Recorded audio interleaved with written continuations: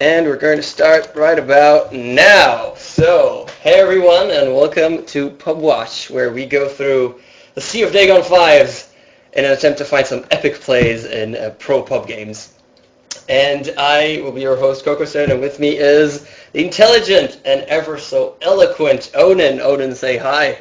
Hi, I still don't believe you know what eloquent means.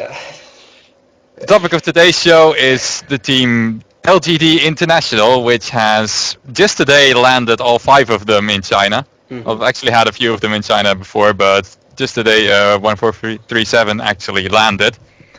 And we're very much interested in seeing how well they are accustoming to the Asian pub scene. Since as some of you might know, Asians are kind of tryhard in pubs. Yep, we have, in case you don't know, it's a really, really recently formed team. I think it was at the end of September or even just mid-October that they really formed and announced themselves. It was known, they knew it a little bit beforehand. And it's we have Pycat and Misery coming from CLG. 1437, which is most notable for his stay at Mouse with a Z. And then he was at Quantic, Brax also coming in from Quantic, and God from Absolute, God or G from Absolute Legends. Mm-hmm. And we have a couple of pub games for them, so let us get started. We already loaded up the first one at 2 minutes. Indeed. So Onin, 3, 2, 1, go. Again, we have to sync up a little bit because we can't watch replays together. And at the Radiant, we have LGD Misery, Pycat, someone who is playing Anti-Mage, Brax for Rubik, and TA with G in the middle. And on the Dire we have, still not everybody picked, random people, but we don't know who they are. Motherfucker Bitchy, that's a great name. I love that name. This guy's gonna make it. This guy's gonna go far. Yeah, and they're actually talking a little bit about this in the chat. We can see it right here. We don't know Chinese, so... I hear that LGD Int has already learned from the Chinese LGD team how to swear in Chinese. Well, it's the most important skill when playing pubs. I only know a little bit of Serbian and Russian, and it's all swears. Yeah, Russian, I just always assume that it's swearing when people talk to me. And it's usually true, which is kind of sad, but what you gonna do? So it seems like we're gonna have Pugna in the middle against TA, which should be interesting. I haven't seen Pugna mid in a long time. It's usually where you put him if you pick him. It's just that Pugna himself is so rare. Yeah, he's really, really powerful if you get the ball rolling, but he can be just so weak if you can't do anything with him at the beginning. If you don't get the really in sort of a snowball way, I just always feel he's just kind of dead weight in most lineups. And we're just going to have to see how he fares against TA, which is a very strong mid laner. Yeah, but Pugna is in his own right a pretty good mid laner himself. The problem is when he's not 1v1 mid, in other words, when he starts getting ganked by everyone and anyone, that's when he starts falling down. And even though that's pretty much true of a lot of mid heroes, he is one of the danger heroes to stay alone. To leave alone, I mean. We can see that he started off with boots, which is rare to see anywhere. I think. Yeah, that's because he randomed. You can see about the amount of gold he has left. Well, at the mid we can see a Pugna really and TA. At the bottom we have Anti-Mage faring against a Darkseer, so this is pretty much the nightmare lane for a solo Anti-Mage. Because Darkseer is, we all know, is a horrible hole to be against in the hard lane. And the Darkseer isn't even alone. He's accompanied by a Bounty Hunter, which is one of the most annoying combos you can do in pubs. Yeah. Simply because you can throw an Ion Shell on your ally, the Bounty Hunter. He turns invisible and stands next to the enemy hero, and he just starts losing HP. Yeah, and LGD, they see this very quickly, and Brax TP'd down to help him out a little bit. He's probably going to still have a lot of trouble getting the creeps, and staying HP. And we can see Brax getting a lot of damage here. Yep, because he didn't see that Gondar, and then the Iron Shell starts hitting you. Yeah, both of them taking a lot of damage really quickly, and Anti-Mage already with nothing to heal him. I mean, he is run out of consumables. So it's really we're really going to try and see how LGD fare as a team here. Because these are, I mean, remember, they're very, very fresh. These are really the first times that they're playing together, even in a pub. Mm-hmm. And it's also not like their team was really formed on the basis of already having some experience scrimming together and having some kind of team play developed already, like most teams start forming. Mm-hmm. This team has really been formed because these are 5 players with an ambition to get at the top, and also just being in a situation where they can afford moving to China. Mm-hmm. Yeah, they're all pretty big names, each one of them in its Which own is right. also a big part of why they're part of the team. Yeah, and they've just combined here, and we'll have to see how they fare. And there's a gank here at the forest on Furion, but he's close enough to the tower, and really everybody's low level. I mean, it's 2 and 3, so that it can't really do anything here. Yeah, level 2 bounty hunters aren't the best gankers in the game. Mm-hmm. Yeah, bounty hunter is really roaming. He has nothing. He has 1 CS just now that he got. And at the top we can see Lich against a Draw Ranger, so this is going to be Lich trying to deny her as much experience as he can and not die, mostly not die, because he's pretty much having a free farm here. Which should be pretty easy, really, since if the draw even wants to start fighting against Lich, well, and at the middle we have a lot going on in the middle here. Pugna and Furion both with very low HP. I believe Pugna got the first blood here. TA died to Jakiro.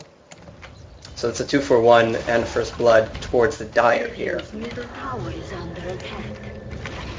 Which is interesting, considering it's pretty much just a decently low-level Jakiro and a low-level bounty hunter. Yeah, but the thing is that everybody was really low HP, so they stayed there and engaged on very low HP. Pugna as well. If he had a little bit, he had 1 hit on him pretty much. And TA she going to get him? Yes, she is.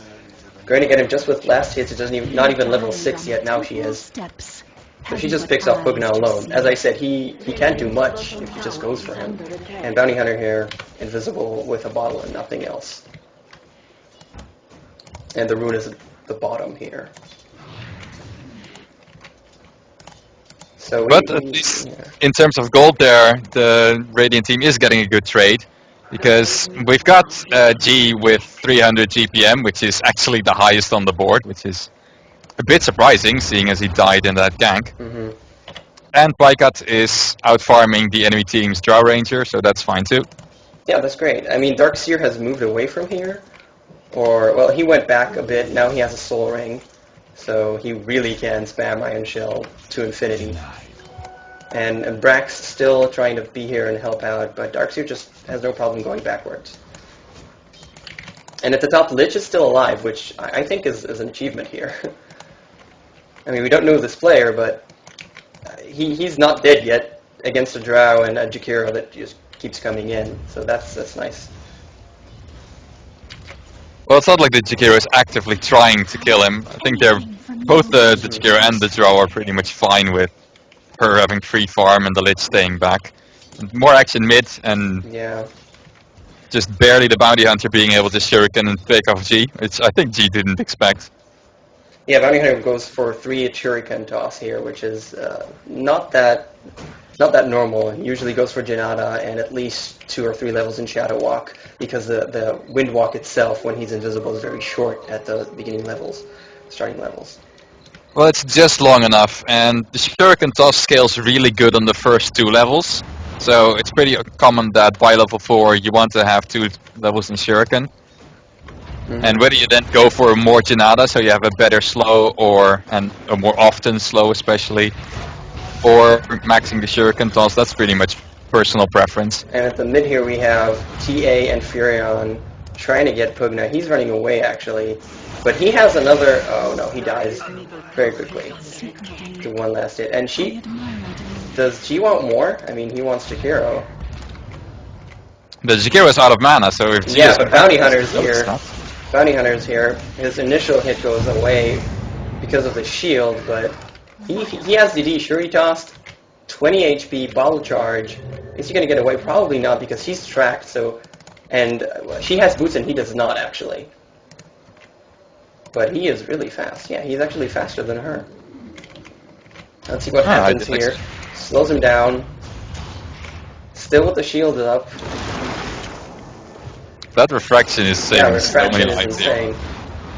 And Bounty Hunter goes back off. Everybody's starting to getting over here. Brax is very low HP. Fearin very low HP. Is everybody going to just... Fearin gets picked off here. Slowed is hit. Very low HP, but again, everybody with about one hit on them. But I don't see any kills. Nope, I don't see any kills either. Which means you haven't missed any. Yeah, so they made it off. For some reason, Templar Assassin is getting back. But yeah, she just wants the siege grip or not. Okay. That was a really messy fight. That was a really messy fight. They could have if they put a little bit of more teamwork and working together here, they could have made something out of it. And TA with distraction goes for Pugna. And he doesn't even get it. Yeah. Pugna lost the charge of magic stick. This was greed. That was really greed. Well, he could have gotten it if the Pugna didn't have such a high magic wand charge. And she really should have checked for that, but when you think you get it, you might get a little bit overconfident. Yeah, but it was really confident. I mean, she had no HP, so a blast would kill her. And at the top, we can see that they killed Drow Ranger here, but they're both going to pay for it. Again, which is not a good trade at all. Yeah, it's 2 supports for 1 carry, I guess, but it is 2 for 1, so...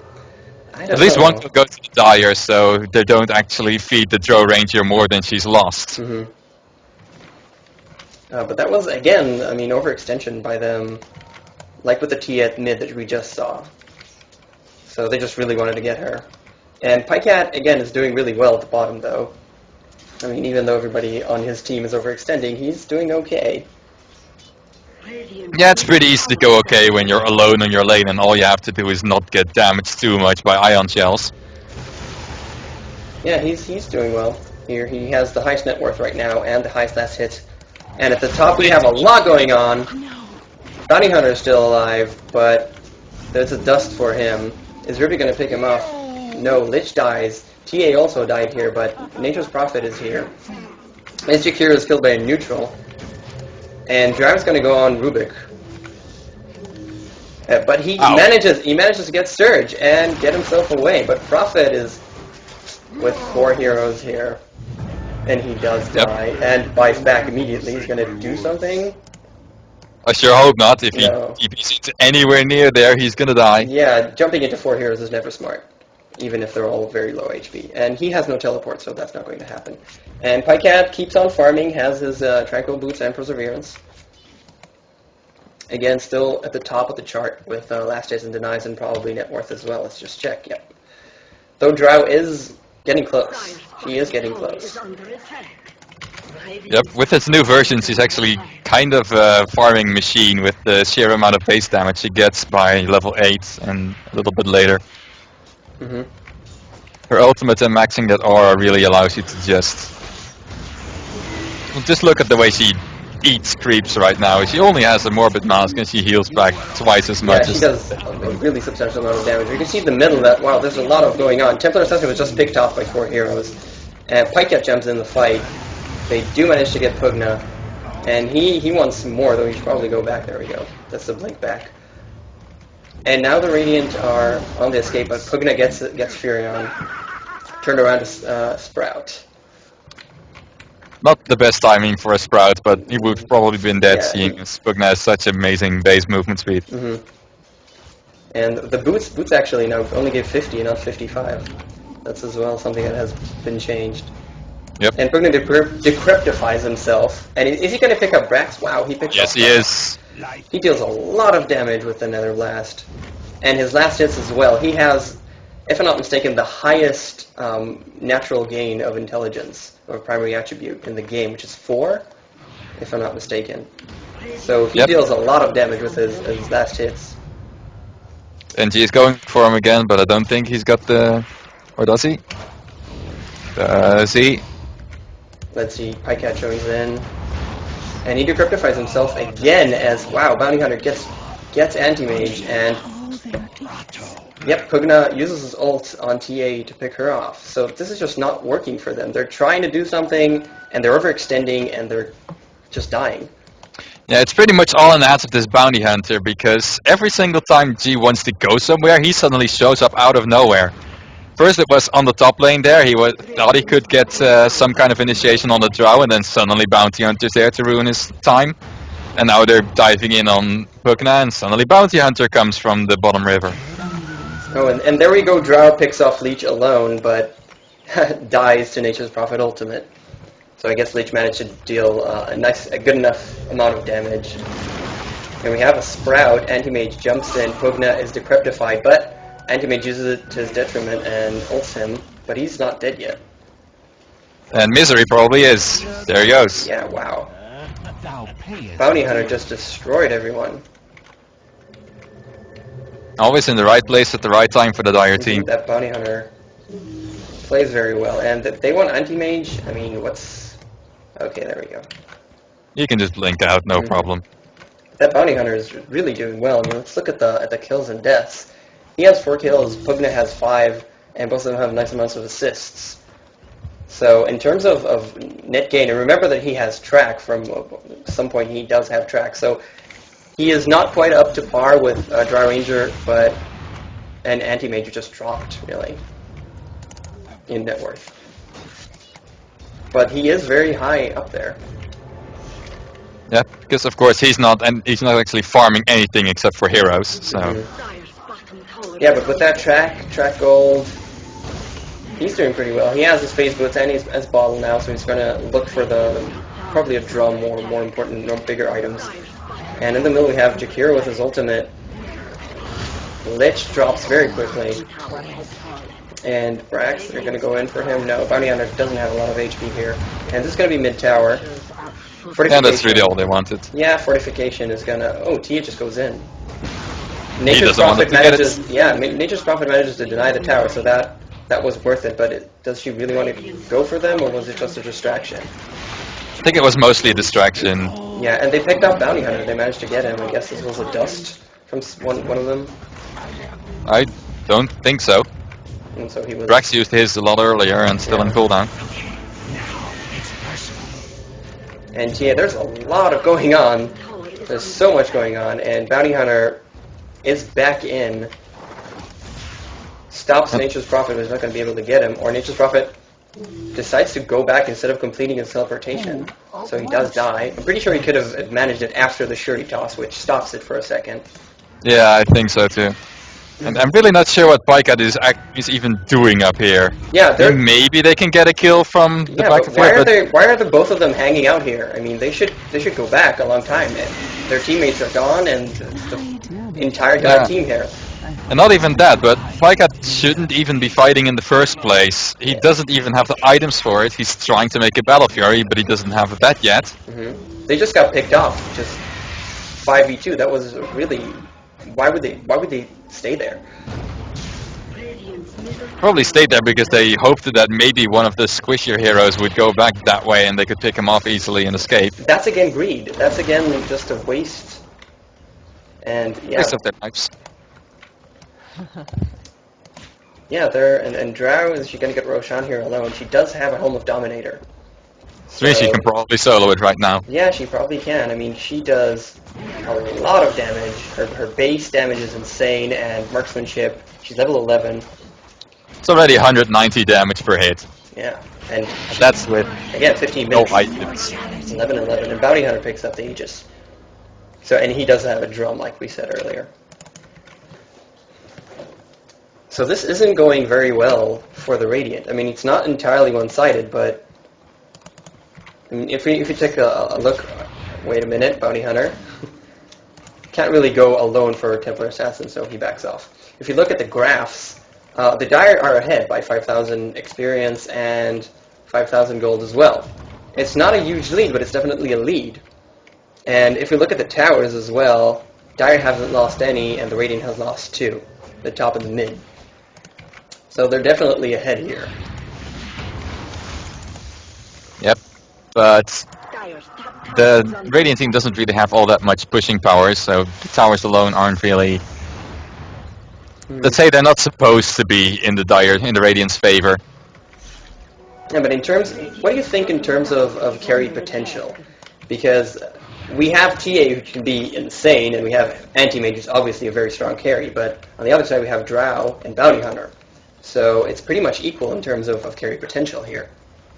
Yeah, in potential alone it would be slightly in the favor of the Dire perhaps, because Drow is a really decent counter to the Anti-Mage with her silence and her really high base damage.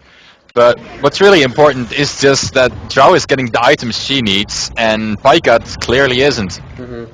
He only just managed to finish off his Battle Fury, and that's in 17 minutes. Which is a long time again. And we have so much going on here.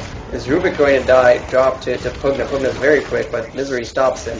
At the top we have Jakiro here casting everything he has, with no one really dying. Anti-Mage with an ultimate, but Bounty Hunter is probably going to pick him off. He does.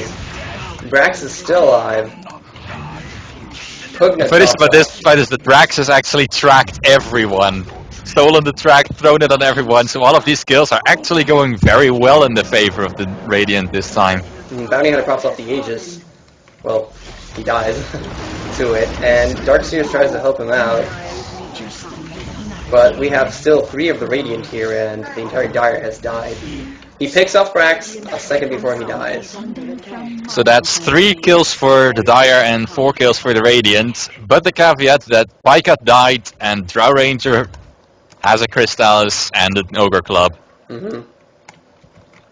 Wow, okay, so again, if we look at the net worth here, we can see the Drow Ranger has skyrocketed up, and that the Radiant are really at the bottom here of the chart.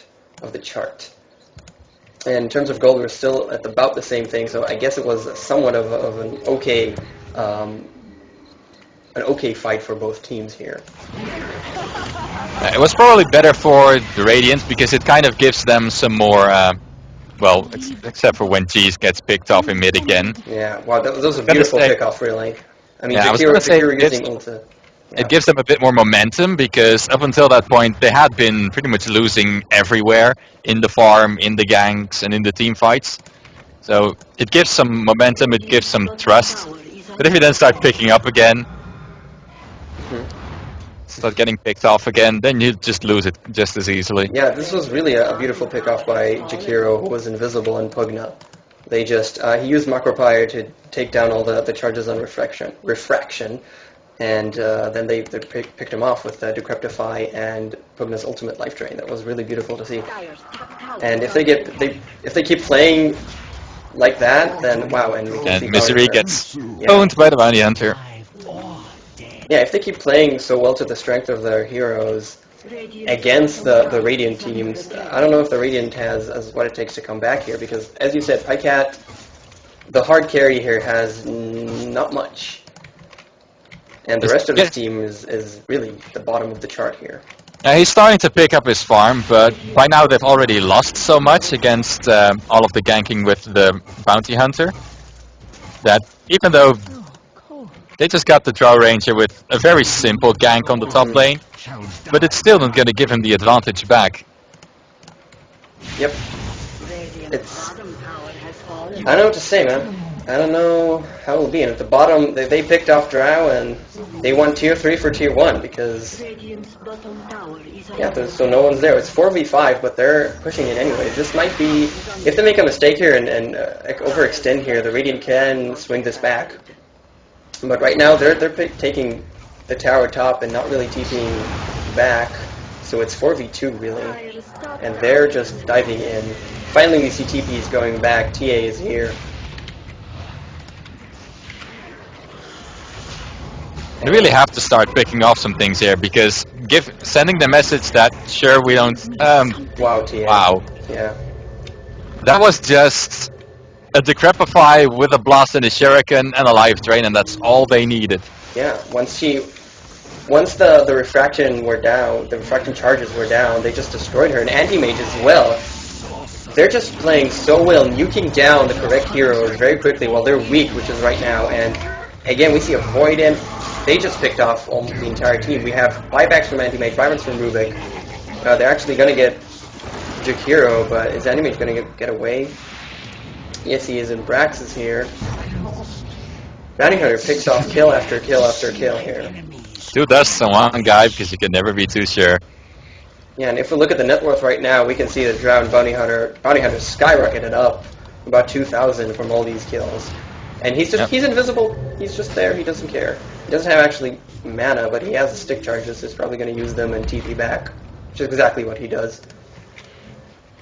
Yeah, and the weird thing is to see that pretty much the whole of this Radiant lineup is so squishy. Like, we see how fast G gets picked off every time, they pick him off. Mm-hmm. But he's probably the tankiest of the bunch. Anti-Mage has less HP. Lich obviously has less HP, although he does have a mechanism. And even the Nature's Prophet has less HP. Yeah, but the thing is that against Templar Assassin specifically, because of how refraction works, that you get 6 layers of taking damage, and they have Jakiro, which does damage over time, and Pugna, which again does damage over time by life draining you. Perfect heroes to fight against her, really. Yep, and that's Pugna with haste, a little bit of overextension by him. Drow is going to probably die here as well. But Bounty Hunter comes in from behind. He just has to click 2 buttons and someone dies because they all don't have any health. It's a perfect game for him. And he is going to pay for it, though.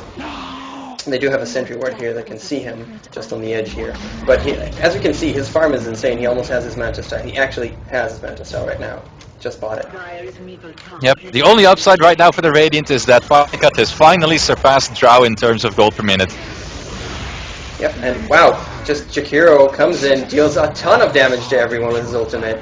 Wow, that was a really nice macro fire. Yeah, and it's going to allow Darkseer to pick off, and pick off both. Yes, he does. He picks off both Templar Assassin because he went back in, and Drow comes in to mop up Anti-Mage. Wow. Is that everyone? That's everyone, except for Prophet, I think, but he died earlier. Fucking famous, that guy says. So that's a team wipe to a macro fire and an ion shell, pretty much.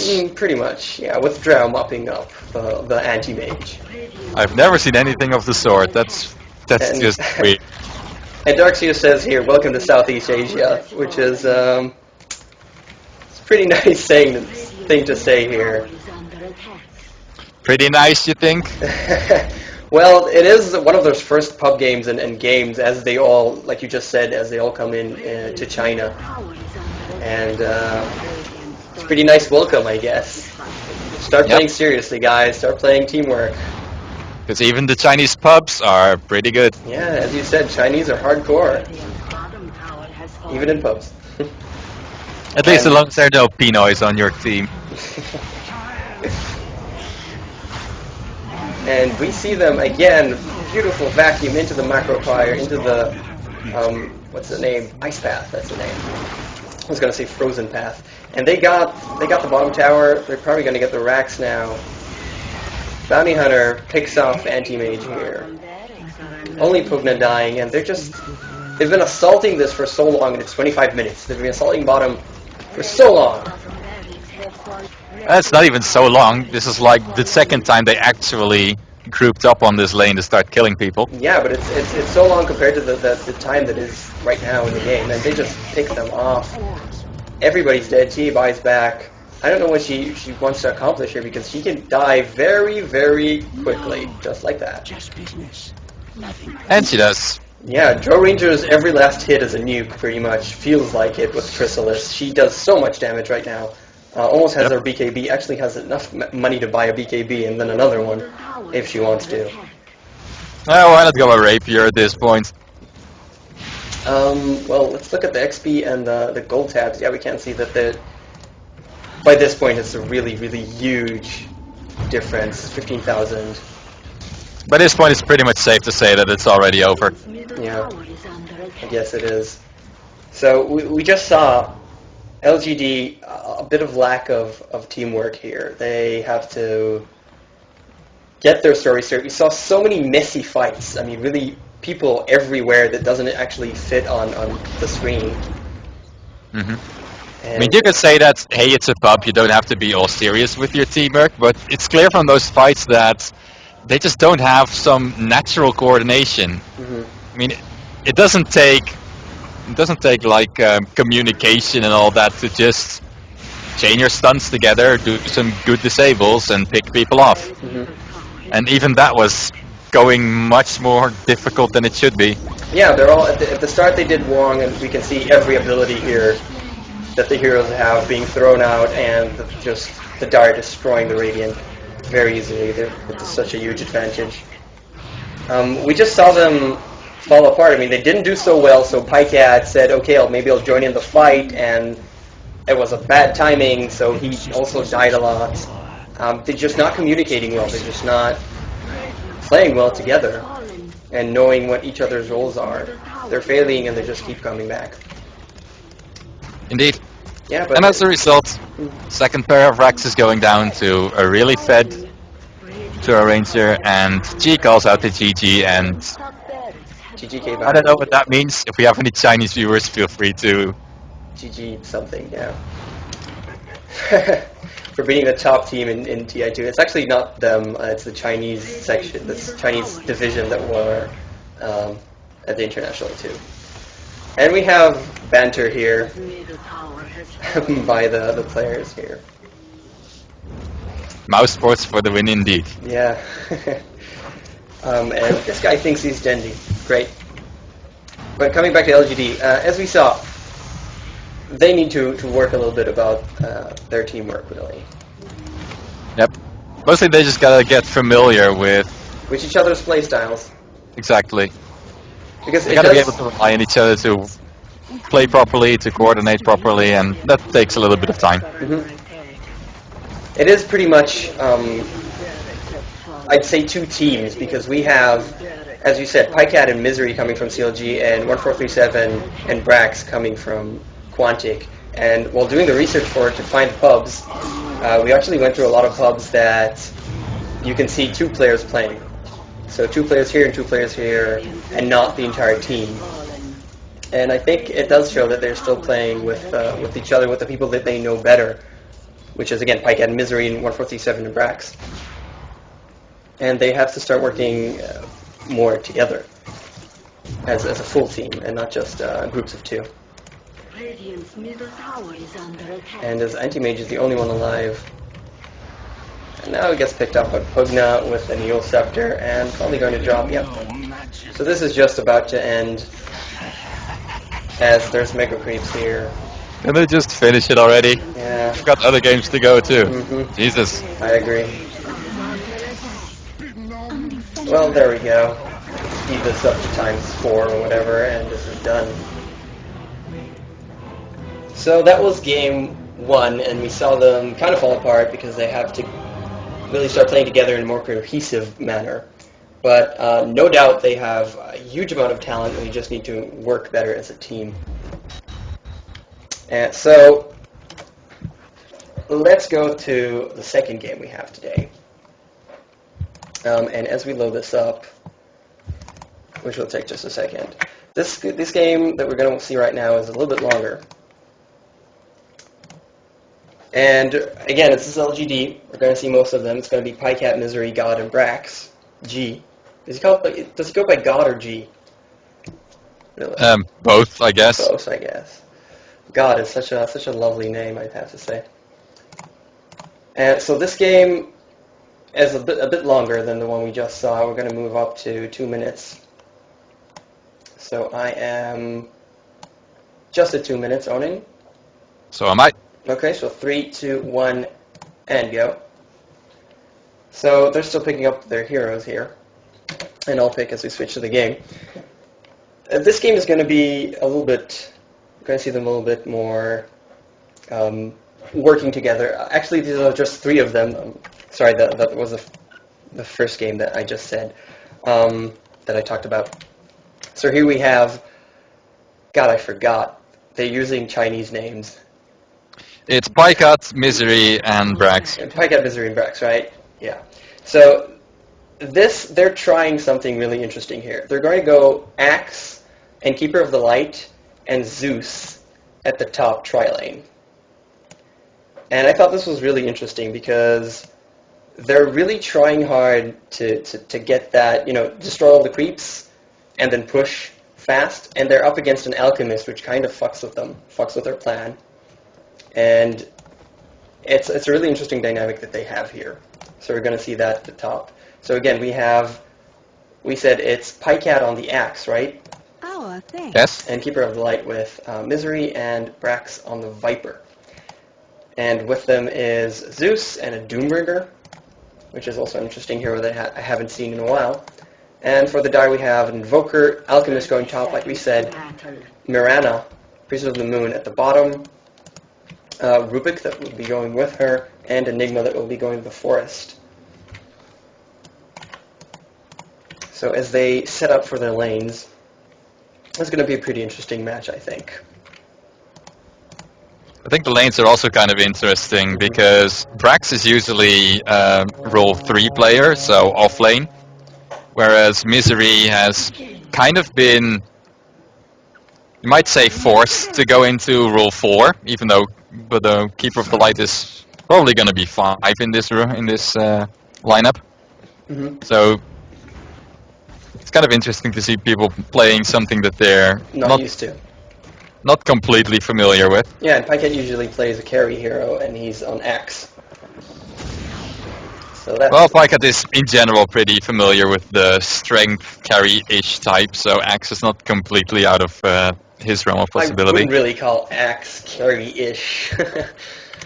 I mean... Well, it depends on how much farm you throw on him. I mean, once he gets a blink and an Aghanims, he can be pretty dangerous. Yeah, Aghanims actually turns his ultimate to 6 seconds cooldown, I think, yeah.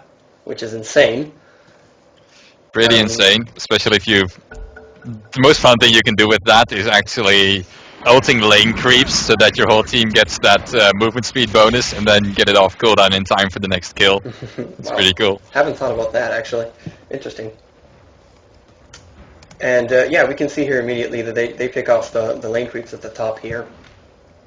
And they're just going to keep doing this. With Keeper of the Light and Axe, it's very, very easy. And we have Rubik at the top here, so Mirana is bottom alone against a Doombringer. Which is fine for her. Which is fine for her. And Alchemist throws out the acid spray to back them off a little bit. So we're going to see how well they do this. And Zeus actually picks off Arc Lightning. That's obvious. It's the only skill that's really useful at the first level. Mm-hmm. So they weren't going for any early kills or anything that they can really do much. And Enigma joins here. Does it still. Everybody's level 1, so he doesn't even have Melfist for the stuns. And Zeus has no mana regenerating items, so I guess he's counting on Chakra Magic to give him mana. Yeah, of course. Mm-hmm. And the interesting thing about these lane skip type strategies is that it really forces the, well, in this case the Dire team, in a very defensive stance. Because this Alchemist has to stay at his tower in order to start killing the creeps, but it also means he constantly takes damage from those creeps, which makes it more difficult to join in any potential kills on the lane skipping guys. Mm-hmm. And this Rubik, he pretty much cannot get a single last hit. Yeah, he's level 1. He's not even been close to the Radiant creeps to even get experience. Yeah, he can't because... Well, precisely because of what Miser's doing here. He can just harass him in between the creep waves, and there's nothing Rubik can do about it. Yeah, so the only thing they can really do is wait for Enigma to get a significant experience lead, and then try getting some kills to even out the lane. But the Enigma seems a little bit too impatient for that. Yeah, he's going in here to harass them with the Eidolons. And once they start getting a bit of levels, I mean, Zeus becomes scary. He actually picked off Static Field for level 2, but I'm guessing now he'd probably go Lightning Bolts for that DPS. And if Rubik stays so low leveled, he's going to be easy pickings. I mean, if Axe gets him with a Battle Hunger and then gets close for Berserker's Call, he'll be dead by Zeus nukes and Keeper of the Light nukes. Mm-hmm. Although on the other hand, having a Zeus as such a supportive role makes him pretty much less than useful in the rest of the game, since he's only level 3. The highest level in the game is... what is it? It's level 4 for Viper and Doombringer. Pretty much on all the solos. Yeah, everyone. And Zeus pretty much relies on having a lead in terms of experience, so his nuke becomes extra powerful. Yeah, he wants to get that level 7 very quickly and then use Lightning Bolt to really take half of an HP of the squishy heroes in Exactly. most cases. And that's probably not going to happen this game, which really begs the question of how useful the Zeus is going to be. That's the thing, it might, because Rubik is still level 1. So Rubik might still be easily picked off, because he really can't catch a break here. And though they don't get much levels because they are a tri-lane here, Rubik is level 1. I mean, that speaks for itself. Yep. Wow! That did a lot of damage. Yeah, Alchemist, I'm guessing threw, yeah, he did. He threw an unstable concussion to get Axe, and then the acid spray, and walked up and picked off Keeper of the Light. Yep. And this is actually interesting, because normally when you see Alchemist played, you see the Goblin's Greed being Picked off. maxed as first, because hey, Alchemist is a carry, and this thing gives you money. Carries want money, so max it first, right? Yeah. But the thing that people tend to underestimate is the fact that Unstable Concoction does quite a bit of damage, and it's physical damage, which means that when it's used under Acid Spray, it only gets a lot more damage. And, well, if you caught just how much damage that nuke did on Pycat, you can see why it's potentially an amazing skill. Yeah, I missed just that. I don't know how much HP Pycat had. Here comes another one. Yeah, here comes another one. No, oh, he stuns himself. He stuns himself on a mistake. And he's probably going to pay with his life. Or he does actually... Wow, he gets away. And the regeneration from Chemical Rage is just enough to counter Battle Hunger, and he does make it.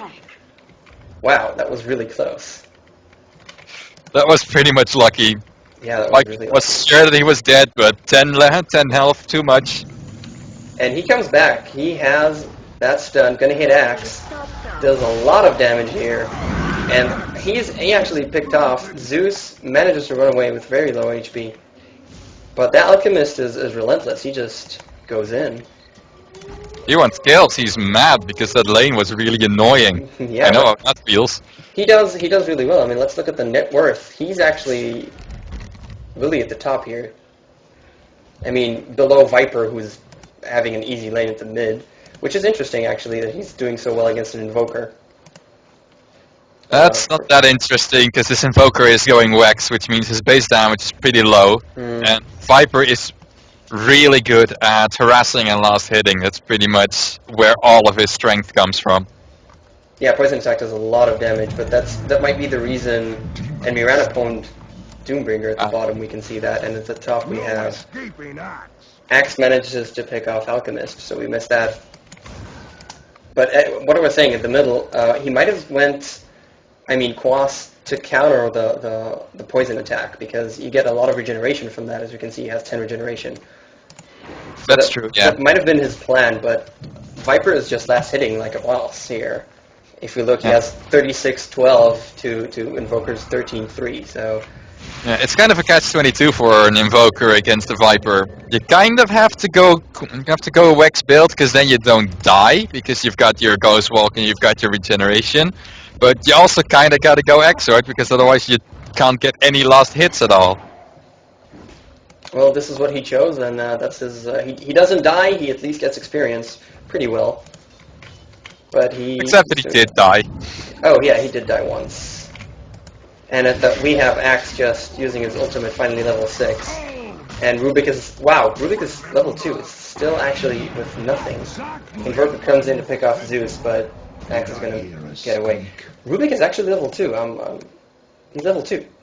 And he has 2 GG branches.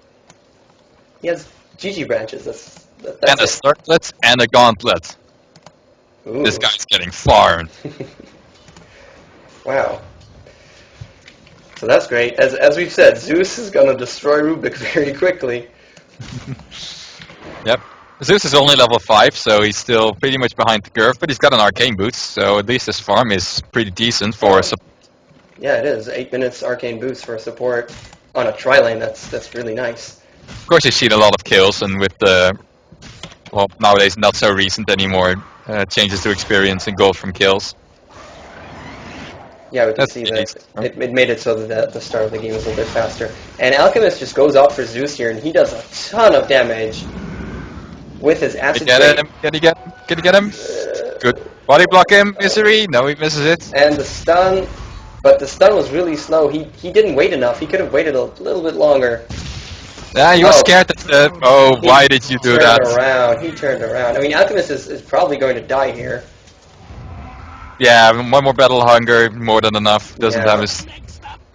But he could have, if he waited a little bit longer, I mean, if he waited a little bit longer, he would have killed him earlier, and if Zeus wouldn't have turned around, he wouldn't have died. So that was a misplay and then a misplay.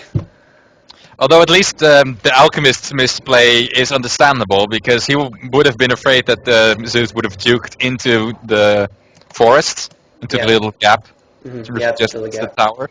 If he would have done that, and if he would have had to chase up against that, then Alchemist would have definitely died. And in the middle we have Grax fighting off for Rubik. Rubik is level 2, so he can just attack him twice and he'll die. And Miranda manages to pick off Viper and Doom. Nope, die. And Doom. One last hit from Invoker and he does die, and Miranda lives from the Doom, but whoa!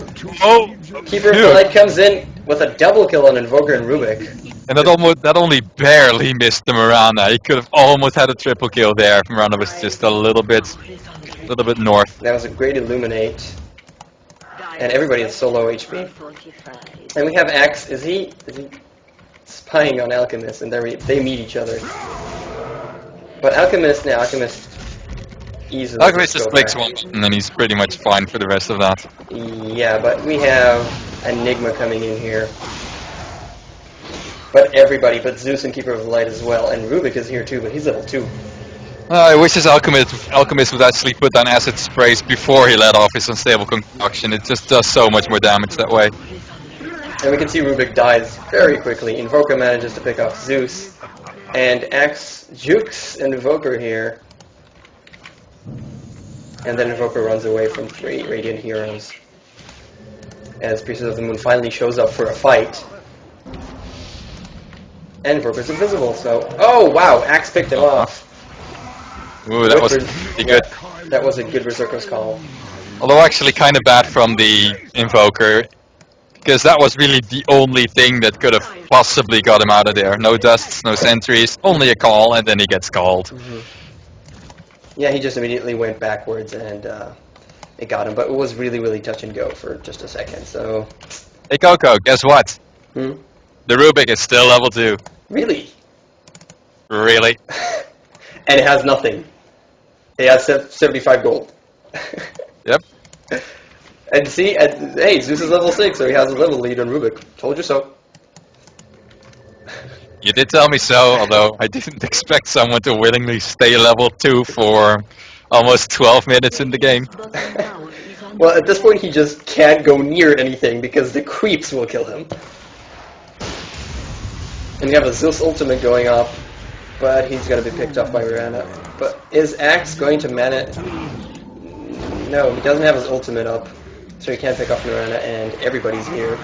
Viper picks off Rubik in 3 hits because he can. I swear, Pika is playing like the manliest man this whole game because he has never left the Dyer's forest. It's not your forest, Pika, but he doesn't care. Alchemist finally here, but just lost his ultimate. Alchemist TP'd in with his stun channeling, then he arrived and his stun stunned himself. And then he died. That was just comical. So, if we look at the towers, nothing pretty much went on. There's so much going on in the forest, and the dire forest. And mid is going to go down here to Viper and Zeus. Viper has some really nice farm. I mean, he has his Yasha, Ring of Aquila, and 1,000 gold in the bank. So if you look at the net worth, Axe is actually topping the charts. I mean, he has, how many kills? 9 kills so far. So he's doing pretty well. Decent. Yeah, I've seen worse axes. Yeah, that's a pretty kick-ass axe. But it is Pycat. Of course. It's really interesting also how pretty much the story of this game has started from the first minutes and just continued on the very same way. It's just those three heroes behind the Dire's towers killing people. And we have everybody here. There was a Mirana ultimate, and wow, that was a black hole for a fraction of a second. Axe does get picked off because he was just taking fire from everything for about 10 seconds. And Doom says, go team, well, he's not even there. So it's 4 of the Radiant against 5 of the Dire. And they're actually, the Dire's not doing that well. Viper's finally here. They pretty much got such a big disadvantage right now that even fighting 4v5 is just as difficult. Yeah, I'm sure YYF doesn't mind getting carried by this new LGD Int lineup. And Enigma here, TP'd in after wasting his ultimate for a fraction of a second. He's going to get picked off. What's he even doing there? Don't they know that that's no longer their tower anymore? Mm-hmm. There's a slight pause. It's going to be just for a few seconds, so we wait it out. And Keeper of the Light has 3k in the bank, just so you know. Viper has 2k in the bank, and Axe has his Vanguard and Nerd of Shadows. Let's see how Doom is doing, which we haven't seen this entire game. He has 2k in the bank. He's actually surprisingly not doing very well. I mean, a kind of free farming Doom. He's had a bit of trouble on his lane, but yeah, Mirana was there most of the time. He doesn't have to care about anything. But he's a Doombringer, and all he's got is 300 GPM. Considering how many towers they've taken, that's not a lot. Yeah, and he didn't go for a Midas here. And Rubik is level 4 now. That's nice. Though he will probably die to Battle Hunger. And Axe gets picked up by everyone. Die to Battle Hunger every single time. Yeah, he does fall to Battle Hunger. Keeper of Light trying to survive here. And done just for 1 second. Is it going to be enough? Yes, it is. Picks him off. Zeus running away now. Cold Snap. There's the haste. Keep running. Oh, well, the Mirana arrow got him. Sadly, you can't run while stunned, not even in haste. So the Dire team are doing okay. I mean, Alchemist does have a nice farm. Creature of the Moon does have a nice farm. Doom finally coming in to the fight against 4 Dire heroes, dies instantly. Hi, says hi. That's nice of him. So I wouldn't really say that they're doing nicely. They're just finally getting a few fights to go their way, which is really about time with how long the Radi team has been occupying their forest and killing anyone who even comes close to it. Yeah, but you'd think that if they manage to pick off a fight, it'll be for a really good placed black hole, and that's not it. So remember that they're managing to do it, but without a black hole. So once they will actually hit a proper black hole, things might turn around here. Yeah, but that's really the question if they're ever going to be able to, because this Enigma has boots, Ring of Basilius, and a magic stick, and he's not going to, well, probably not going to get anything else for the next 5 to 10 minutes. Well, yeah, but Rubik and Enigma they have nothing. I mean, if you look at the net worth, there's nothing. If you look at the gold per minute, Rubik is still at double digits. I mean, they don't have much, but Enigma needs to use his black hole, and Rubik needs to steal, I don't know, Zeus's ultimate, and just help with his disable. So if they're the heroes, they're exactly the support heroes. They can rely on their abilities, and if they pick it off in a proper way, there might be chance for the Dire here, because Mirana has a farm. And Alchemist has okay farm. Yeah, but they've only got okay farm, and they're going up against 3 heroes with really good farm. Yes, that's true. Viper and Axe. And I won't say Doombringer, I'll say Keeper of the Light with really nice farm.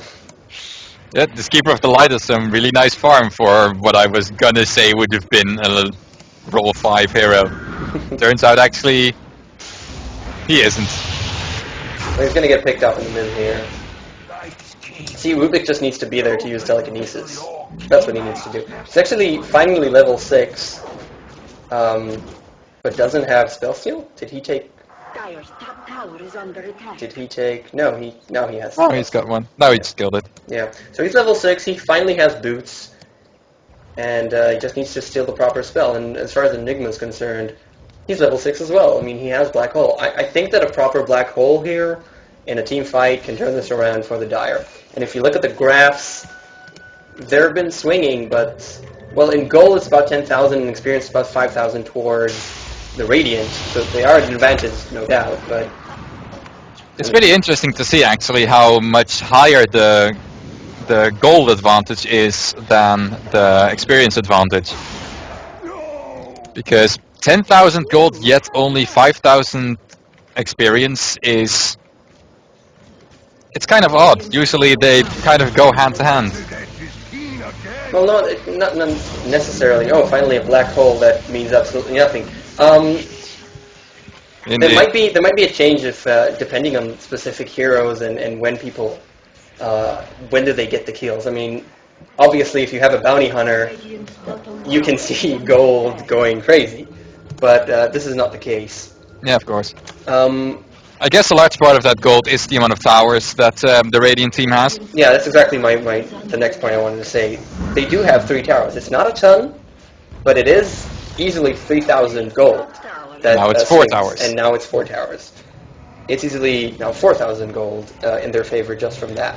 So that might be part of the offset. And, well, this is just the Dire being cooped up in their base. Yep. I think that the Radiant has noticed that when they started getting killed is after they left the Dire's jungle, so they take the only logical step and go back into the Dire's jungle.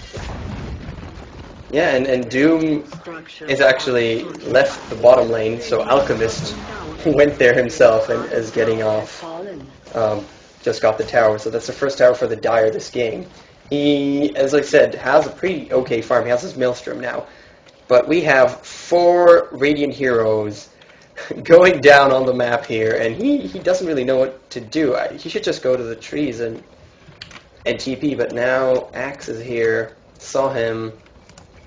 If Doom uses Doom, he's dead. But he TPs. Oh, I think he's going to get out. He's going to get out. That was really nice. Yep. Oh, and actually used the Zeus ultimate in order to try and find him, but just a little bit too late. Yeah. Unfortunate. Well, okay, so he did manage to get away. And we do have... We can see that the Dire at least put up wards everywhere in their forest just to see what's going on, because they understood. Sure that the range doesn't take it over again. Yeah. But more importantly, it gives the Enigma some space to actually get a little bit of farm up. Because if they want to get that black hole in order to turn the team fight, he really needs some form of HP, and preferably a BKB, although that's quite a lot to ask at this point. Yeah, so he's working his way towards, hopefully, an Ogre Club, maybe Power Threads first. Well, we'll see what he'll go, if he'll manage to get there, but Alchemist is starting to be pretty scary. I mean, he attacks really quickly with his ultimate, has his Maelstrom, really soon going to have Mjolnir. And Mirana gets picked up. Wow, she doesn't. Axe misses his Culling Blade on Mirana. But she dies. Oh, she does die to earn charges. And Rubik got Culling Blade. See, that's all Rubik needs to do. That's all he needs to do. He needs to steal a good ultimate. And the Radiant wants to switch Tier 3 for Tier 1. It's about an even trade, I guess. Axe gets back. I guess that the Dire can ask for at this point. And Viper uses his Manta style to avoid the stun from Alchemist. Come on, Pike out, deny it. Yeah, he does. Come on, it's Pike Cat. He won't miss that. Well, even the best of pros can miss denies. Yeah, sometimes when it's really hectic, I guess. Or in club, you're not all that serious about it. And I see Viper going for an Aghanim Scepter here, which is an interesting choice because I don't really like Aghanim Scepter on on Viper. I mean, it does give you a cooldown of 12 seconds, which is pretty insane. I actually love it. The best thing about it is the added damage and especially the cast range increase. At least I think it adds damage, but the cast range increase along with the cooldown decrease make it so that you can really just throw it on everyone you see, and it makes a really big difference in team fights. Well, we see at the mid, wow, the perfect arrow and the stun is going to be enough to, yes, it is enough to take down Axe. Illuminate hits everything, but no one's dead yet. Ultimate by Enigma. Wow, he actually hit a good one. Yeah, he hit a good one. He does die to Doom because Alchemist wasn't there to deal the damage. But they're going to go, Viper is finally here, picks off Invoker. They do manage to get Keeper of the Light, so only Viper is alive. Actually got 4 pickups from that. That's pretty impressive. Yeah, but he gets creep blocked as Alchemist goes up, and Priestess of the Moon is going to probably... She'll be fine. Yeah, She'll find a way around. She's fine. She gets away. So Viper was just not in this fight, and he uses Mantle Style to scout, I guess, maybe search for Pieces of the Moon, but... is he going to find her? Did he not see her? He did see her. Is he going to get Pieces of the Moon now? No, She's got Leap again. Yeah, she got Leap again. That was unfortunate. That was weird. But he And does... he's over again with an illusion, so Yeah. the chase goes on. Gonna find her. Why is she... Wow, why is she going like They this? found her. Yeah, well, she just went into the lane. That was pretty... Maybe not the best idea. Yeah, she went into the to try and find the rune. There was an invisibility rune there. We can see the Viper is now invisible. But I guess it was just a misplay by her. And Viper level 15 versus Rubik level 9. I wonder how long this will take. And Keeper of the Light is there to give him support. I put my money on Rubik. That was not a very wise investment. No, and Alchemist, instead of being there helping his team, he's farming. And he's the main DPS here. He's finally getting back. He has his Mjolnir. Well, yeah, it's really hard to help a level 9 Rubik that's getting initiated on by a level 15 Viper when the Rubik is so far out of base. So really the best thing he can do is try to farm, get that net worth up, and it seems he's going for a Basher, which is It makes interesting. sense. It makes sense. It makes some sense, but it's arguable whether he really needs all of that control when he just probably gets out-damaged heavily.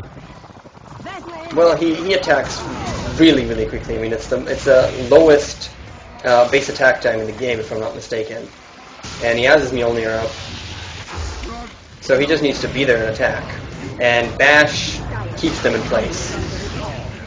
Yeah, but having a really high attack speed doesn't really mean all that much when you do only a bit over 100 damage per hit. Well, the Basher is probably going to go into an Avarice Blade. The question is he going to get there? And that's not assured at all. Miranda gets picked off here.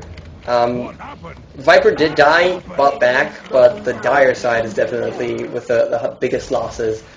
Enigma, when he'll come back, in 20 seconds he'll have his black hole. And the Rubik got battle hungered, so he's dead again. Is he going to make it? No, he's not going to make it. He's not going to make it. Not gonna make it? Battle Hunger just got him about 10 times this entire game? I'm not sure, but Battle Hunger is really the bane of any underfarmed support hero. It pretty much means one-click death at the lower levels, and at this stage it's still more than half your HP. Yeah, how much does it do exactly? It's actually interesting to tell this. 19 duration and 33 damage.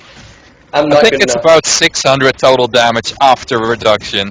Yeah, something like that. And Rubik has 1,000 HP. Now actually bought 2 bracers and has Traco boots. Just in order to deal with that properly, probably. And of course the random illuminates that constantly seem to hit everyone. Well, that's just a good Keeper of the Light. Yep. And as Alchemist takes the Ancients, the Radiant take Roshan. Pretty good trade, right? Yeah, I'd say that. And are they going to get Alchemist? Well, he chose to take a Force Staff instead of a dagger, which is interesting. I mean, I'd go for a dagger. Especially now that Force Staff has been changed, it just gives you HP regeneration and a bit of intelligence. Allies disappear. Well, the damage isn't that important for a hero like Axe. I think it's more the fact that he doesn't really need escape mechanisms, just initiation. So it's really good if you can force stuff in and then later in the team fight force stuff someone else out of danger. And we see Mirana and Invoker here pick off both the supports, Zeus and Keeper of the Light for the Radiant. Just pretty much alone because they have enough farm to do that. Axe gets almost dead. Oh, he's going to make it out with Force Staff, or is he? See, he couldn't have done that with a Blink Dagger. Yeah, that's true. So the Aegis pops, but there's 4 Dire heroes here and no Radiant to see. And he's locked in the trees as well. Beautiful, so. Yeah. Beautiful Well, sacred arrow. And wow, at the top. Viper. Yeah, Like Viper being a nice guy and just making them aware of the fact that they shouldn't have been killing him. Yeah, well, Viper does have a lot of damage now. He did finish off his Aghanim Scepter. Doesn't really have a damaging item, but he still does a very, very large amount of damage. Mirana picked off by Doom here. And we have Alchemist here, as well as Enigma. Viper picked off, and Doom, yeah, he's going to die as well. So Alchemist actually hit a double stun on the both of them, which is kind of impressive with this hero right now. Yeah, his Unstable Concoction, when it hits, it does a small AoE. Yeah, but it's really small. It's 175. That's approximately how big a hero is. Enough this time, and Zeus does not manage to pick off Enigma, left with 13 HP, and he pays for his life for the attempt. Illuminate again hits everything. Keeper of the Light with a well-timed Force Staff out of the way. And let's just check the graphs again. It kind of swung back, honestly. I mean, it's 38-35. It swung back, and it should have. But once again, the goal is very much insane. Wow, the goal is 15,000. Well, that's the towers. That's really. That's not only the towers.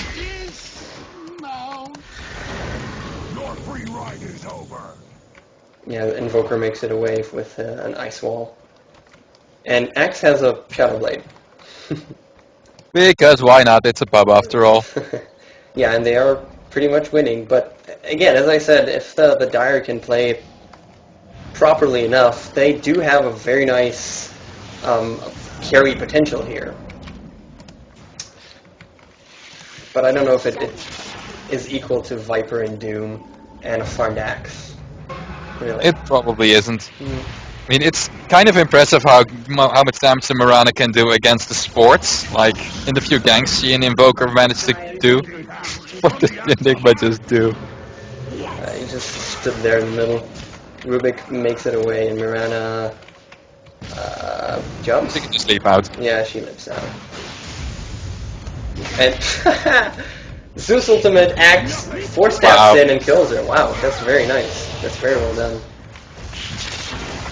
And we can see in this game that they got their teamwork done a little bit better here. Yep, it really helps to play this kind of weird tri-lanes, which really require everyone to just, do what they're supposed to do properly. Well, and they've really managed to do it. They've pretty much raped their lane with the level 2 Rubik, unable to do anything. The Enigma, like I said, it's 10 minutes since I've mentioned him. He's only got power treads and the cloak. He's nowhere near ever being able to black hole anyone. Ooh, that was a nice arrow. Yeah, that was a nice arrow. And it's going to allow him to get Keeper of the Light. I want a black hole. I want a proper black hole. But as they fight at the bottom lane, Rax has now gone top. Yep. Viper and Doom picks him up, but Doom is going to pay it for that. And Viper comes back to destroy Enigma. Oh, what? What? That's a black hole kind of. Yeah, that was a black hole for a millisecond to get. I guess he's starting to be pissed off because his black holes are not doing well at all. I think he was happy with that one. He just cannot get a black hole done. Yeah, this Enigma has not had a nice game at all. Yeah, that's sad. I feel bad for him. I mean, that's the second or third black hole that's just a millisecond, and then it's gone. Oh, that's sad. Now, this one would have actually saved his ass for just a little bit if he timed it just a little bit earlier. Because he got both Doom and Viper in it. Problem was that Viper's last hit was already in the air. And he just died to that before the black hole even landed. At the bottom, we have Viper that has a Blink Dagger. Trying to take Invoker, but he can't really, I mean, he has nothing to see, and the arrow flies out but misses. He blinks to the bottom and gets hit by the arrow. That's pretty pro. Good job, Bragg. And yeah, he does, with the damage over time, he does pick up Invoker, but that was, I mean, he saw the arrow. He saw the arrow and he blinked down and it hit him. I think he did it on purpose. I think he knew that the Invoker would have started hitting him. Yeah. And he would turn around and raped him. He did get him, so maybe, who knows. Totally on purpose. Well, nice going, Brax. So we're 46 to 42. The graphs, again, the experience graph is actually dead even. But the gold, yeah, the experience graph is dead even. That's weird. But the gold, 15,000 towards the Radiant. And Alchemist has a Shadow Blade now. No Avarice yet. He's doomed as well. Just a second too late. The greatest thing about Doom against Alchemist, or pretty much any kind of silence against Alchemist, is timing it just as he starts casting his stun, so they can't do anything but hopelessly watch himself get stunned. Well, that wasn't the case here, I think. No, it was just a second too late. It's kind of sad. And Doombringer doesn't have amazing farm, but he does have Assault and Heaven's Halberd, I guess, against Alchemist. So, which is a great item, Heaven's Halberd. We don't see enough, I think. Yeah, I agree. I mean, a lot of people think, well, it gets counted by BKB, but hey, team fights don't last at BKB's length. They usually last quite a bit longer. Mm-hmm. And if you can completely disable a carry's main use for such a long duration, that's pretty decent. It's 3 seconds on melee heroes and 4.5 seconds on ranged heroes, which is a very considerable amount of time. Besides that, it also makes you pretty tanky, which a hero like Doombringer, that's what you're for. Yeah, strength and evasion. You get from that. It's built out of Sange and the evasion talisman, whatever his name is. Talisman of Evasion. Talisman of Evasion, right? So, are we going to see a black hole? I want to see a black hole. Black hole! Yeah, it catches 2 people, and it's actually 3 people. Pretty useful, yeah, 3 people. Actually, pretty that was useful. A good black hole, yeah, indeed. That was a great black hole. They pick off everyone. There's 4 dead for the Radiant and 0 for the Dire. And we have Axe on the run. Walking around, pretty much. He has Shadow Blade, so he's invisible, which is pretty lame. But hey, that's a great black hole. Now we're 46-46.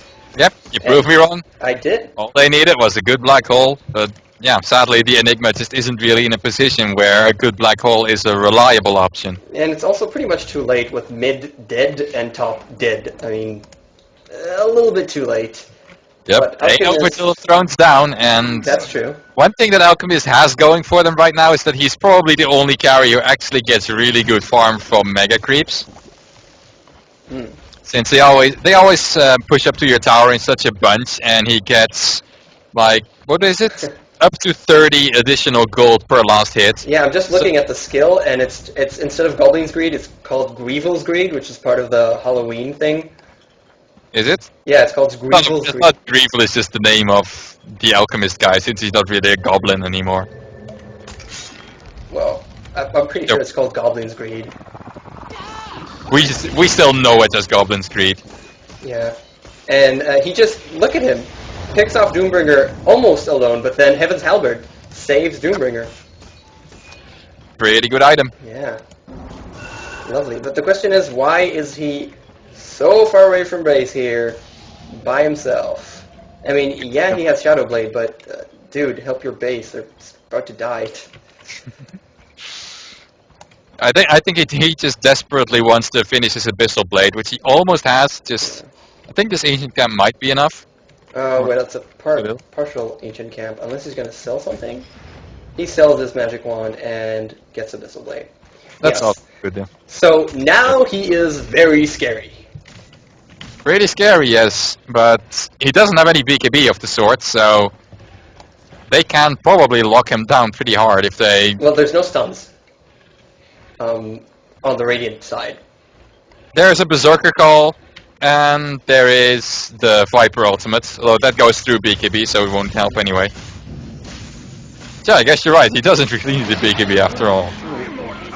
Well, the Radiant picks off Roshan because they can. And the thing is that, I mean, the Dire is locked in their base like they should be because they have 2 lanes down. But Alchemist is just alone here at the bottom instead of helping them. And I'm pretty sure they're going to push pretty soon. Viper with a stun. I think he should have used this concoction before going invisible. But Viper sending off the wrong illusion, and Alchemist is fooled by that. And Axe manages to get there. Is he going to make it? No.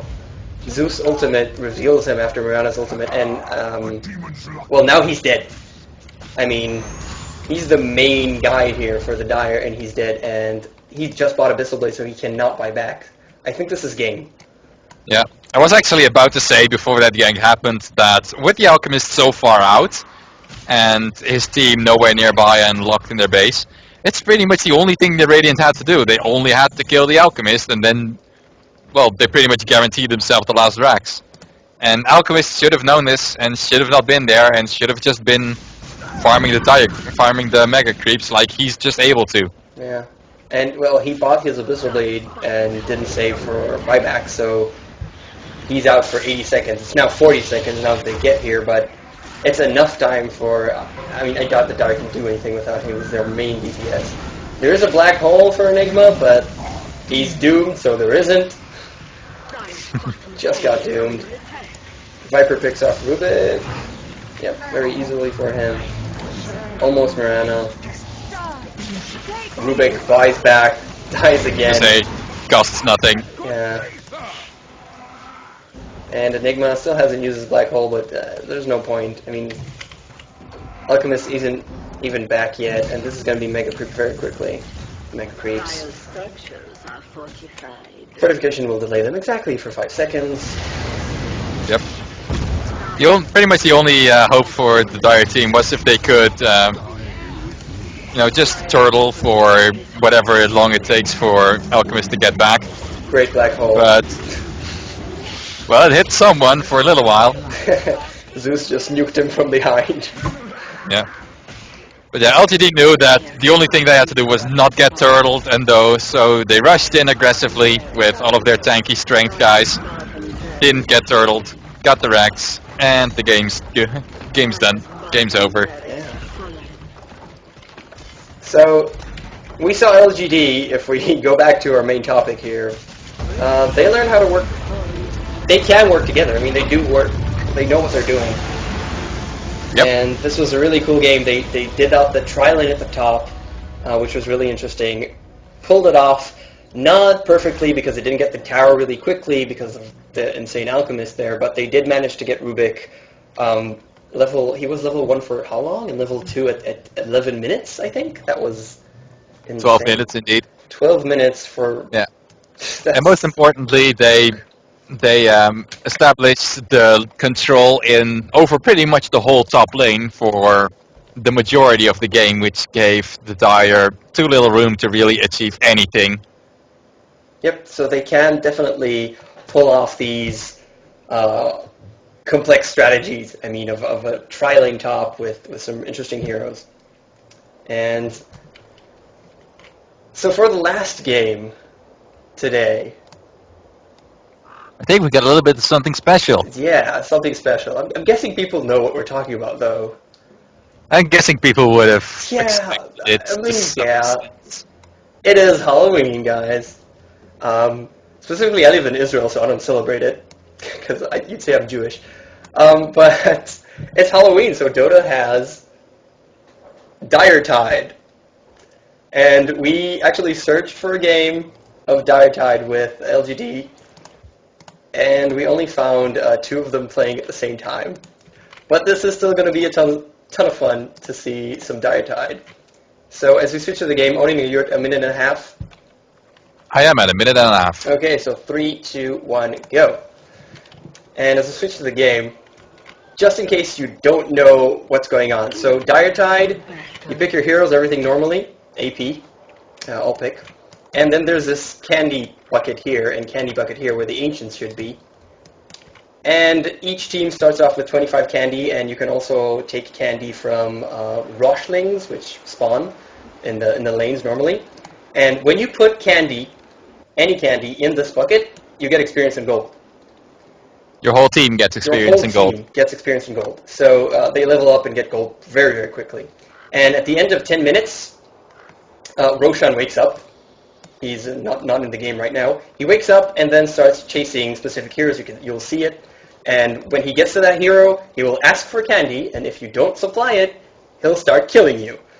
When you do supply candy, he'll switch to someone else, and after an additional 10 minutes, that's 20 minutes game time, the winning team will be announced, the one with the more candy. And the winning here means you get items, if I'm not wrong. And then you have to kill Roshan. And this isn't the normal Roshan, this is the pissed off Roshan with 150,000 HP. Roshan on a sugar rush. Yeah, he's pissed off. He's on a sugar rush. So we can expect, obviously, everybody will be very high level and with a lot of money with DRs running, and both teams fight off against Roshan together. So abilities do work on everyone, but they can't damage each other. They can't deal damage to each other because they're supposed to kill Roshan together. So this is kind of a weird mod. It's fun, as you can see, 25 candy, 25 candy. And personally, we have a little bit of a we discussion. Don't agree. Yeah, on a discussion here, we disagree about the best strategy here. Onin thinks you should go to lanes and do stuff. I think you should pick 5 heroes with AoE stuns and just charge it. Which is kind of what the Radiant team is doing right here. A bit. I mean, they have Earthshaker. And yeah, they have Anti-Mage blinks in, and Phantom Assassin, well, she doesn't blink in because he doesn't have blink yet. But as you can see, they hit the bucket, and then they pick off the candy. And when you actually have candy, anyway, everybody's level 1 or so. When you have candy,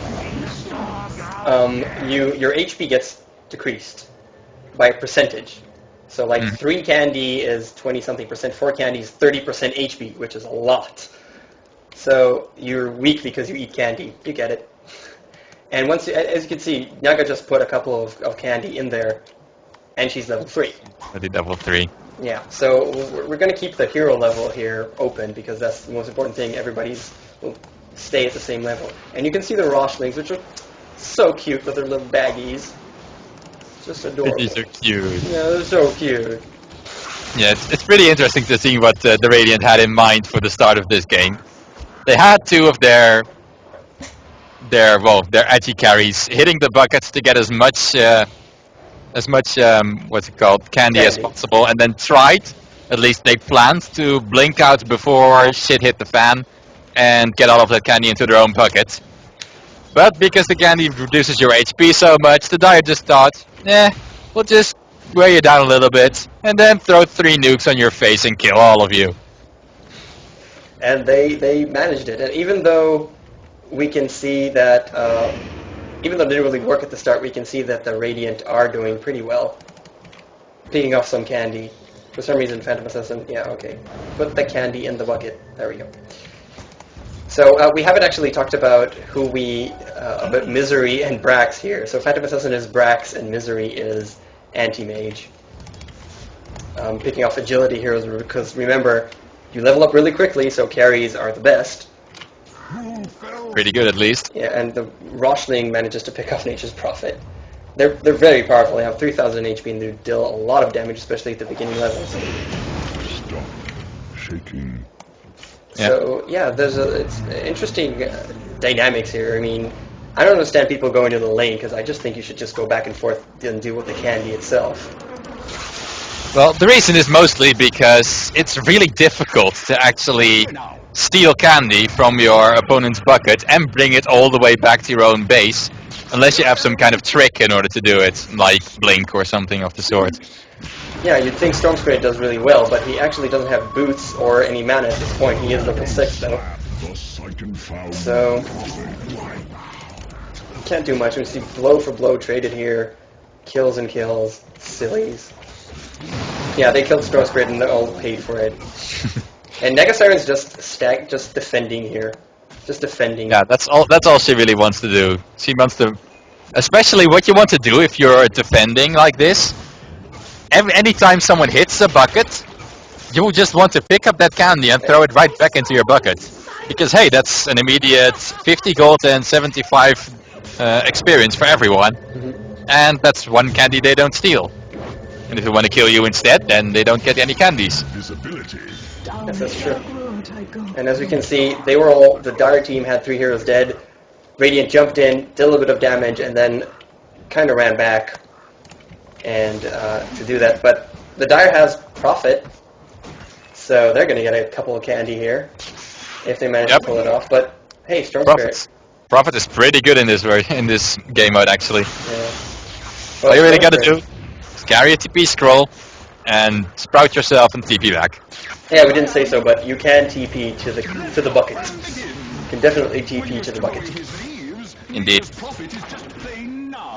This Prophet is just damn gnarly, the Storm Spirit says, which is lovely.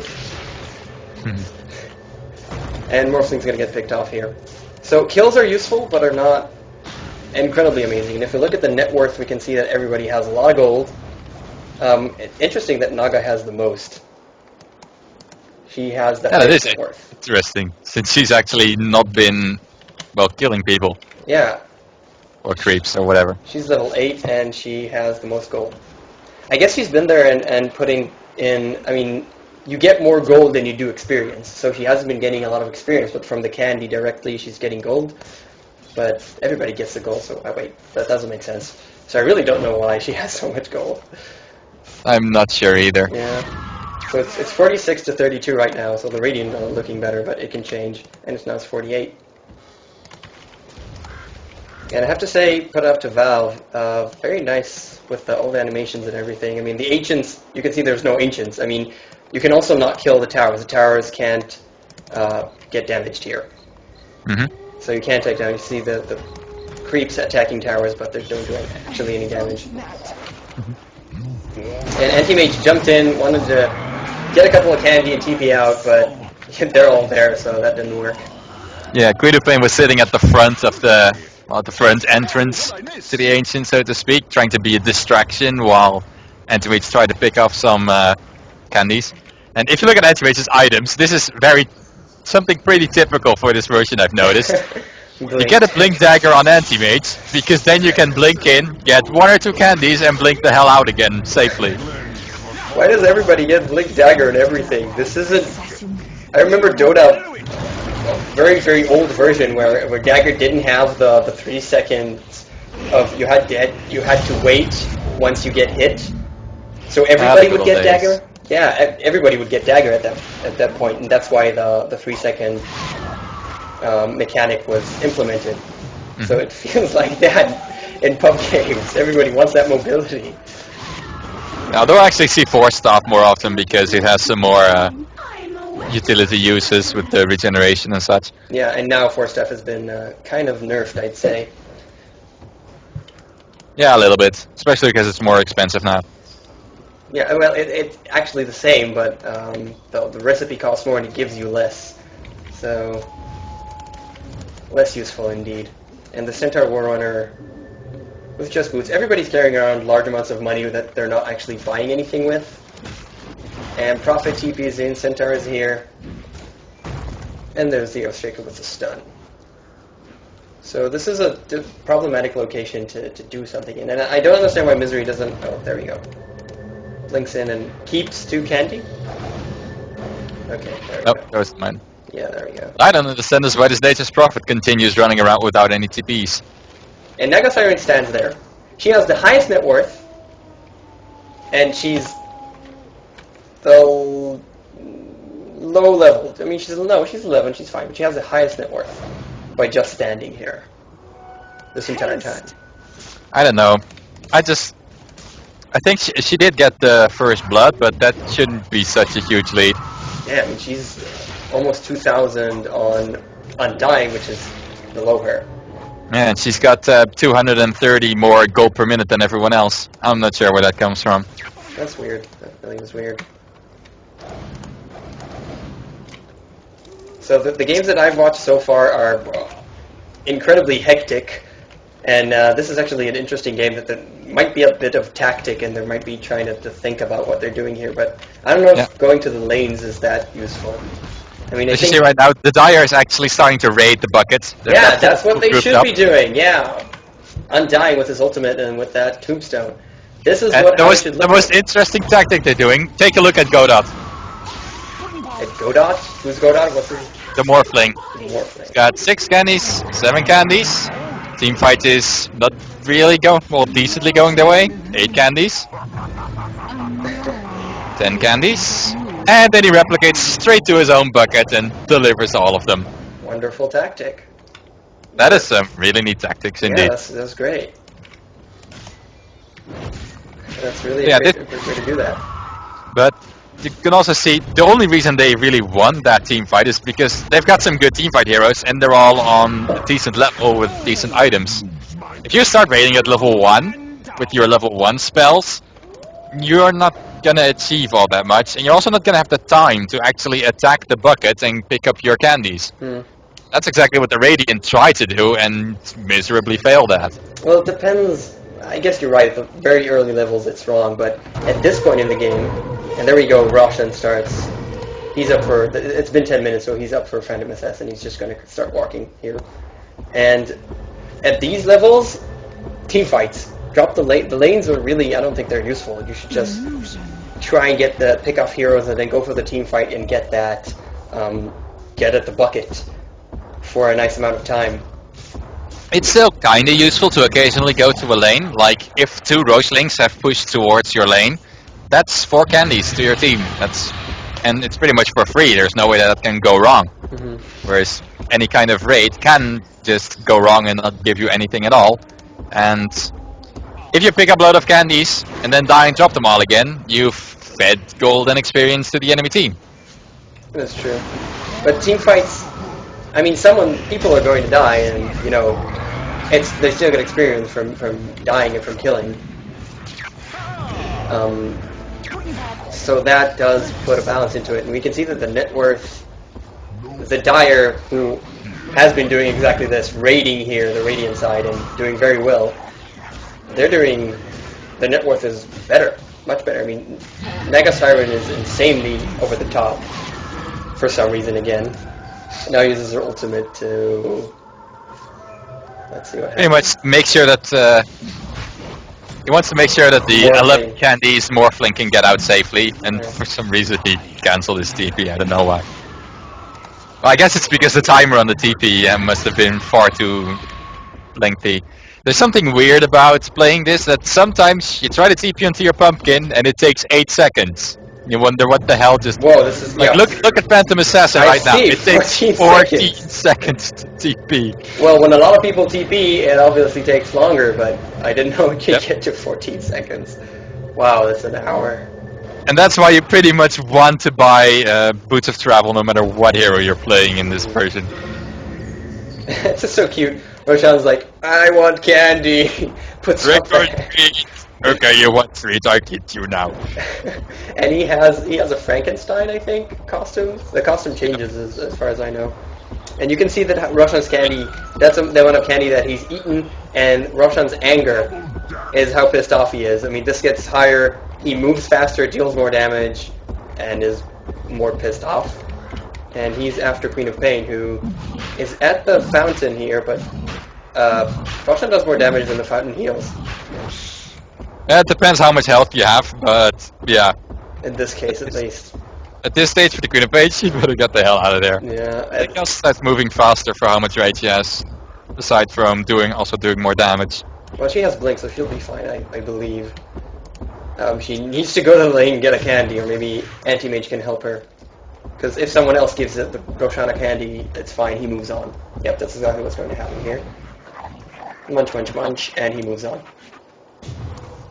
So, meanwhile, the Dire is raiding the pumpkin again. Yeah, they're 72 for 48, and it's looking good for them.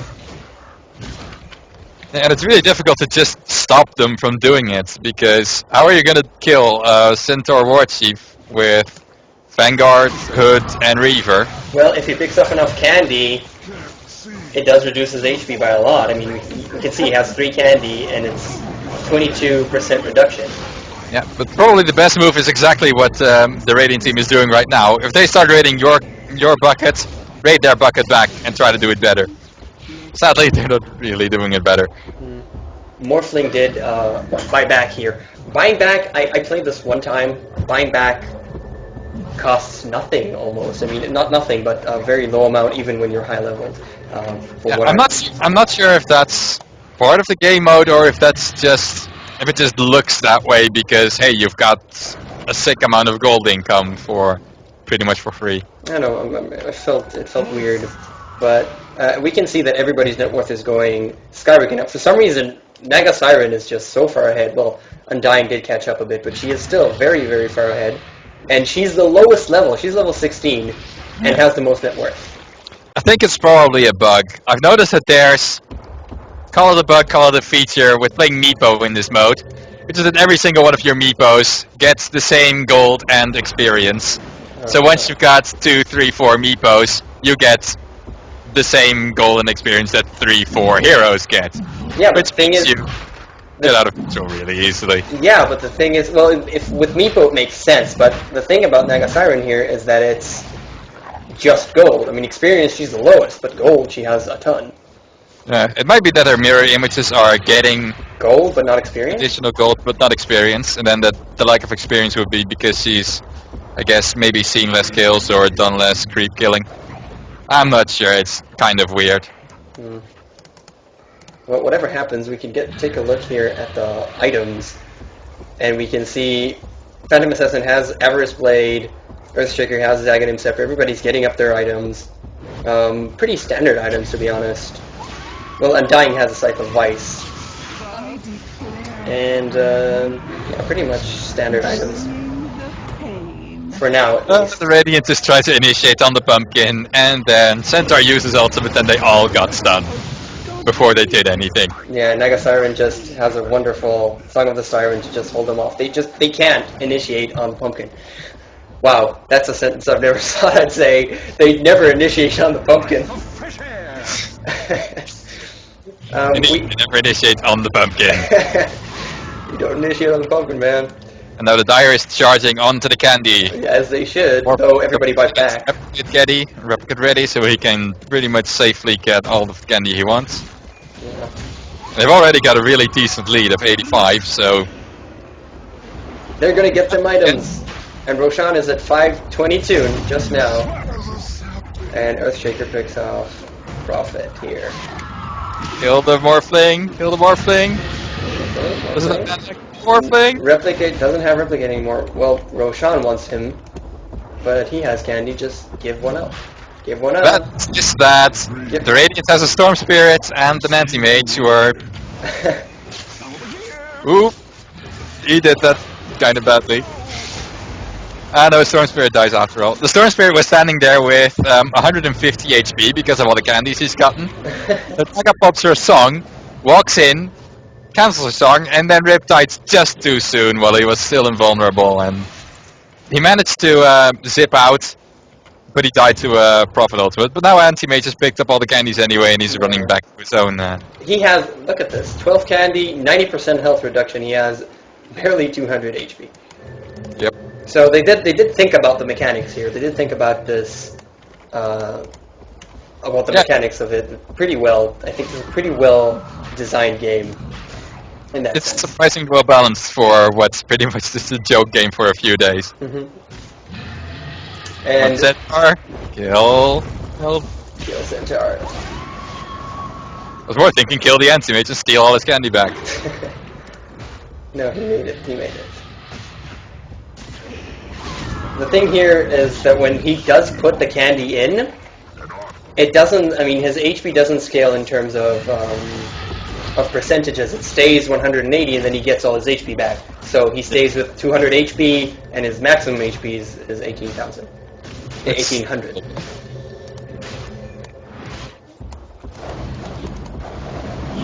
Which It's makes kind of sense. interesting to see how the Dire can. They've almost been hitting onto this pumpkin for half the game long, and their lead is incredibly significant. I think it's also partially because they're actually still on lane and picking up a lot of candies from the Roche lanes.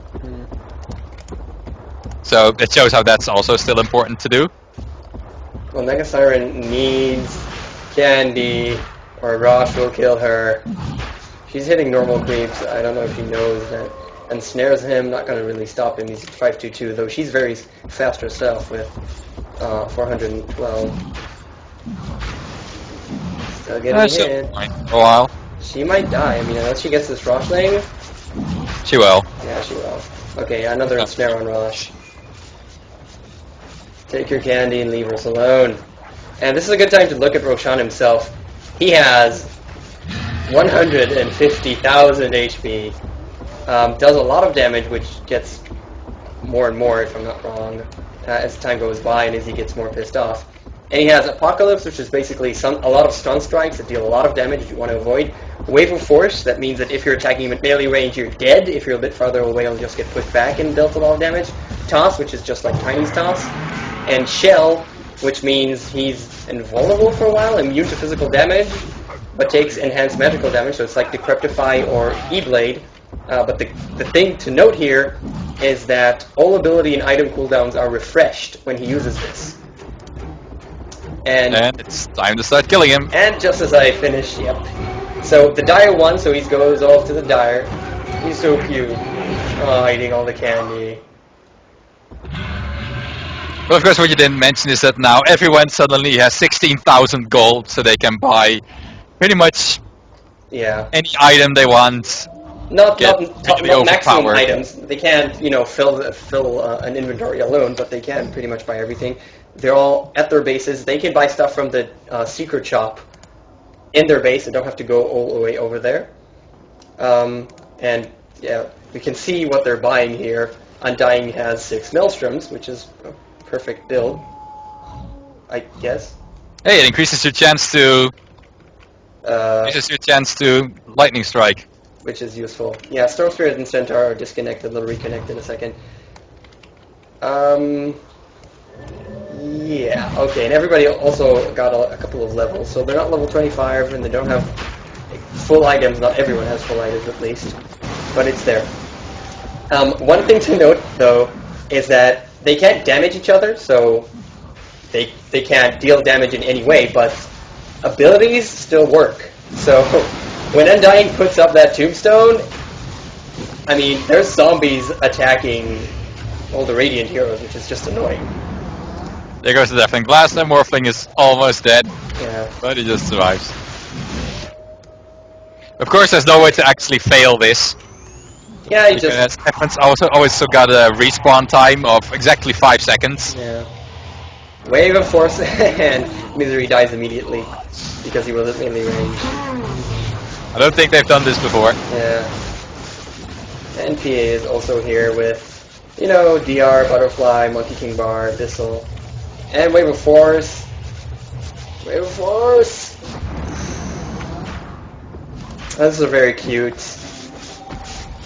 boss fight, you'd say, and that's Apocalypse. If you get hit by that Sunstrike, it does a very large amount of damage.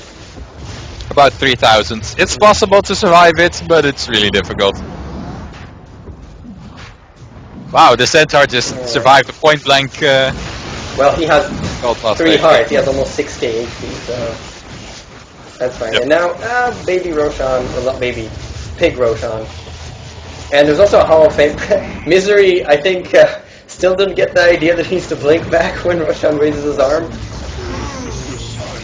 People have been killing him. I mean, there's a Hall of Fame for killing him really quickly. I saw a couple of tactics for it, but I believe the Hall of Fame right now is people who just use Tinker's Laser for the mischance, and so Roshan doesn't do anything, and they got him to 500 HP before he even starts this phase. And then the fountain killed him. They had him in the fountain. The fight him killed him in a couple of seconds, like 4 seconds. Which is a pretty lame tactic, but that's using the game and not actually killing him, I guess. But then again, in the first few hours of the patch, I guess, people were using a different lane tactic, which is get a Phantom Lancer with a Diffusal Blade, get his mana to 0, and he can't cast any spells anymore. And then it becomes a walkover.